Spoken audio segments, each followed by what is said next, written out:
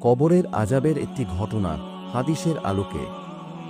রাসূলুল্লাহ একবার এক কবরস্থানের পাশ দিয়ে যাচ্ছিলেন।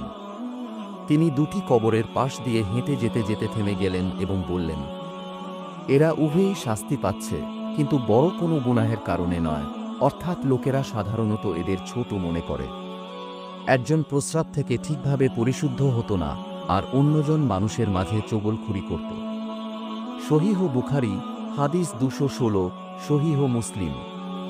এরপর তিনি একটি সবুজ খেজুর ডালের দুটি ভাগ করে প্রতিটি কবরের উপর একটি করে গেঁথে দিলেন এবং বললেন, যতক্ষণ না এই ডাল দুটি শুকিয়ে যায়, ততক্ষণ তাদের শাস্তি কিছুটা হালকা হবে ইনশাআল্লাহ। শিক্ষণীয় বিষয় এক, ছোট মনে করা গুনাহ।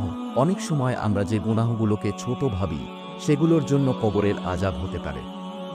২, পরিচ্ছন্নতা ও পবিত্রতা। প্রস্রাব থেকে পুরোপুরি পরিশুদ্ধ হওয়া ইসলামে অত্যন্ত গুরুত্বপূর্ণ। ৩, চগলখুরি, নামচারি, মানুষের মাঝে কথা লাগানো একটি বড় গুনাহ, যা কবরের আযাবের কারণ হতে পারে।